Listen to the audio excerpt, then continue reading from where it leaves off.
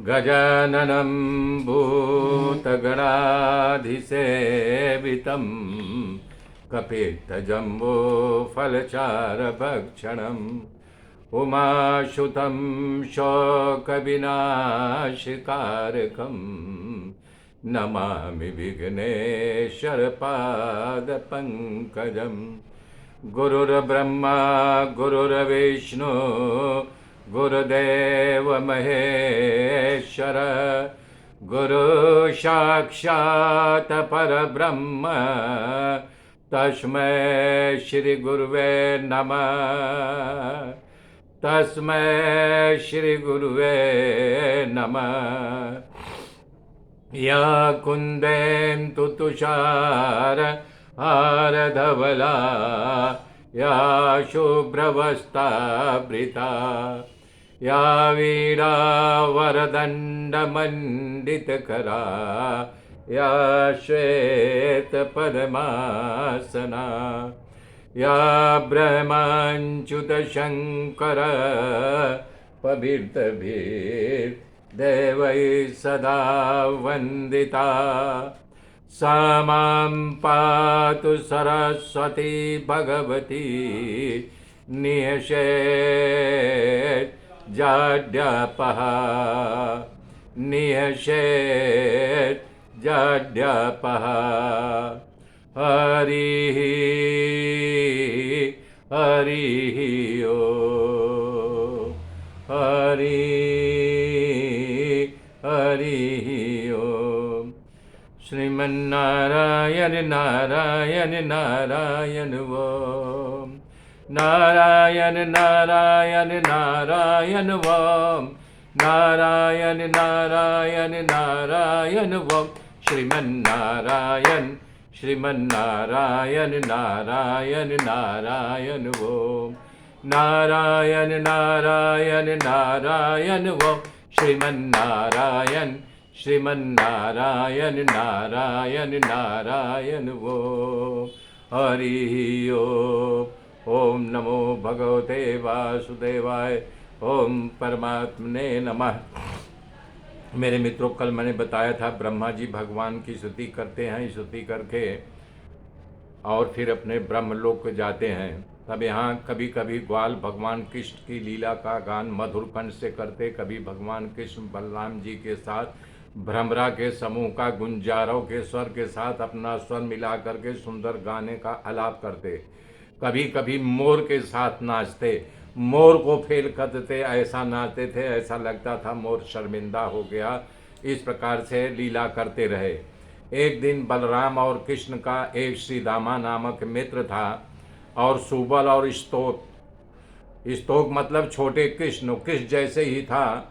ये सब बलराम और कृष्ण से फरियाद किया कि हे बलराम हे कृष्ण, यहाँ थोड़ी दूर पर एक ताड़ वन है, उसके फल को और उसके फूलों को वहाँ धेनुकासुर नामक राक्षस है जो गधा है, धेनुका मतलब गधा, गधा के रूप में रहता है। वो फलों फूलों को किसी के लेने नहीं देता है। वो फल जो गिरता है उन्हें खुद खाने ने दूसरों को भी नहीं लेने देता है। उसका भयानक रूप देख करके हम लोग डर जाते हैं। धेनुकासुर उस ताड़ों बन के फल को खुद न खाए न खाने दे, अपना अधिकार जमा करके बैठा हुआ। ग्वालों ने कहा वहाँ अनेक प्रकार के फल गिर करके नीचे गिरे गिरे सड़ जाते हैं, लेकिन दूसरों को खाने नहीं देता। हकीकत ये है कि वो मानव का भक्षण करता है, न जाने कितने मानव को मार करके खा गया है और डरबस वहाँ कोई जाते नहीं उस ताड़वन में। ये सुन करके कृष्ण बलराम जी और ग्वालों से कहा चलो हम ताड़वन में चलते हैं। जब वहाँ गए तो देखे वहाँ पर धेनुकासुर कहीं दिखाई नहीं दिया। तब बलराम ने कहा कि मैं एक आइडिया करता हूँ। तो ये गनी की फल के जो फलों से लदा हुआ था उसके डाली को पकड़ करके जोर से हिलाए, टपा टप जो है फल नीचे गिरने लगे। उनकी गिरने की आवाज़ सुन करके बलवान धेनुकासुर क्रोधित होकर के वहाँ आया और बड़े जोर से रेंकने लगा, गधे जैसे रेंकते हैं वैसे। और बलराम की ओर पीछे दौड़ करके पीछे के लाश से दुलत्ती मार करके आगे निकल गया। फिर दूसरी बार जो है लात मारने का प्रयास किया, तभी बलराम ने उसके दोनों पिछले पैर को पकड़ करके उसे आकाश में घुमाया। तीव्र गति से जुराने के बाद उसे उसी ताड़बन पर उठा करके फेंक दिया जोर से, और इतना वेग था कि ताल का वृक्ष गिर गया और उसे टकराने के कारण धेनुका से तत्काल मौत को प्राप्त हो गया। देवताओं ने बलराम जी की इस कार्य की खूब सराहना की, फूलों का वर्षा किया आकाश से, और इस प्रकार से कि भगवान बलराम जी के वन और इनके फलों धेनुकासुर से मुक्त किया। धेनुकासुर के मरने के बाद एक दिन भगवान कृष्ण अपनी गाय और ग्वालों को साथ लेकर के यमुना जी के किनारे आए। आज बलराम जी साथ नहीं थे, अकेले ठाकुर और ग्वाल थे। बता रहे हैं इस प्रकार से गर्मी का दिन होने के कारण गाय ग्वालों भगवान श्री कृष्ण को प्यास लगी, तभी यमुना जी किनारे आए। ग्वालों गायों का जलपान किया। पानी पीते ही गाय और ग्वाल वहाँ बेभान होकर नीचे ढल पड़े। भगवान इस रहस्य को जान गए कि जब जान गए, तब इसके बाद भगवान कृष्ण ने यमुना जी के जल में विष जो युक्त था उसको विष मुक्त करने के लिए कालिया नाग का दमन किया। हे राजन, इस कालिया नाग के कारण यमुना जी का जल जहर बन गया था, तब वो नाग वहाँ से निकाल लिया। सुखदेव जी का वचन सुन करके राजा परीक्षित ने कहा, हे ब्रह्मन, भगवान कृष्ण इस अगाध यमुना जी के जल में किस तरह से कालिया नाग का दमन किया है? नाग जलचर तो है नहीं, फिर भी जल में कैसे रहता था, ये हमें बताओ। तब बता रहे हैं भगवान कृष्ण का चरित्र सुन करके मेरी तृप्ति नहीं हो रही। सुखदेव जी ने कहा कि हे राजन, कालिया नाग यमुना जी के जिस खो में रहता था वहाँ का जल विष से उबलता रहता था। उसका जहर इतना कातिल था कि उसके जहर से आकाश में जो पक्षी उड़ते रहते थे, इतना तेज जहर था कि टप करके पानी में गिर जाते थे, बेहोश हो जाते थे। आकाश के उस खो में वहाँ पंछी भी जाना मजबूरी बस जाते थे। भगवान कृष्ण को लगा कि मेरा बिहार स्थान यमुना जी ये कालिया के विष से दूषित हो गया, इसके रहते नाग का अभिमान भी खूब बढ़ गया है। इसके बाद भगवान ग्वालों के साथ खेल खेलते हुए कदम के वृक्ष पर चढ़ गए और उस वृक्ष से छलांग मार करके यमुना जी में कदम के डाल से कूद गए। उस धार में जहाँ गिरे, जहाँ कालिया नाग रहता था, अपने जल में किसी को गिरा हुआ आवाज़ सुन करके वो वहाँ दौड़ करके आ गया। क्रोध में फुफकारने लगा। ब्रजवासियों के बस्ती तक उसका फुफकार सुनाई देने लगा।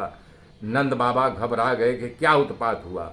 भगवान श्री कृष्ण बिना बलराम के ही आज अकेले गए हैं, गायों को चराने के गए। ऐसा सुन करके नंद बाबा व्याकुल हो गए, चिंतित हो गए।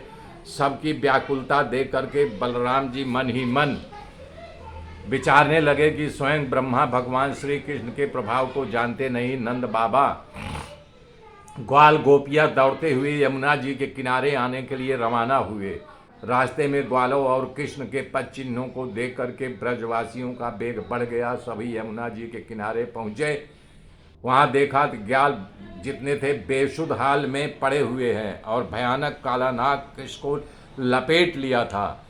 इसे देख करके यशोदा माँ का आक्रंदन करने लगी। कृष्ण को पकड़ने का छलांग मारने की तैयारी कर रहे थे, लेकिन गोपियाँ उन्हें पकड़ लिया, जकड़ लिया और आश्वासन देने लगी कि तुम कृष्ण के पूर्व के पराक्रम को याद करो। तभी गोपियों ने माँ को पूतनावध आदि प्रभु के ईश्वर की गाथाओं को सुनाया और माँ को धीरज दिया। अधिकांश गोपियाँ मुर्दा जैसे अचेत पड़ी थी। नंद बाबा व्याकुल होकर के धार में पड़ने की तैयारी कर रहे थे।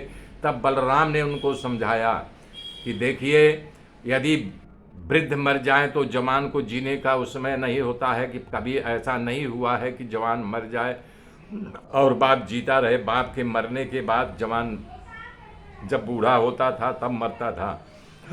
तो उनको समझाया और जल में जाने से रोक लिया। कृष्ण अपना शरीर फुलाया। जो नाग ने उनको लपेटा था, धीरे धीरे जब उनका शरीर की विशालता होने लगी तो अपने बंधन को ढीला कर दिया। जब तो इस समस्त कलाओं के निपुण भगवान सभी कलाओं को जानते थे और उसके फन पर जो है और कूदने लगे, नाचने लगे। जब नाग फन उठाने कोशिश करता, भगवान जोर से अपना लात मारते। इस फन पर अपना लात मारे, फन से खून गिरने लगा। इस प्रकार से दे करके नाग की पत्नियां अपने बच्चों को आगे करके प्रभु के चरणों में प्रणाम करके स्तुति करने लगी।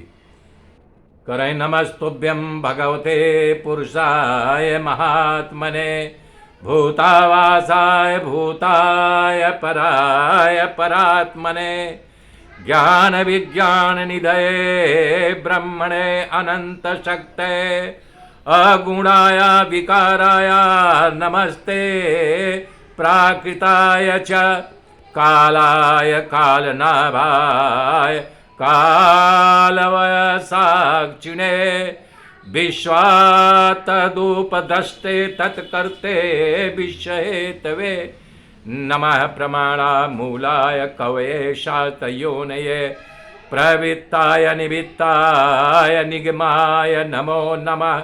नमः कृष्णाय रामाय वासुदेवाय सुताय च प्रदम्नाय निरुद्धाय सात्वतां पतये नमः।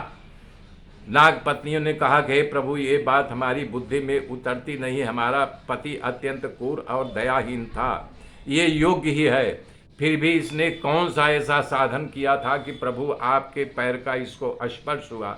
मेरे मित्रों, आगे की गाथा कल सुनाऊंगा। तब तक के लिए जय श्री राम, जय श्री राम, जय श्री राम।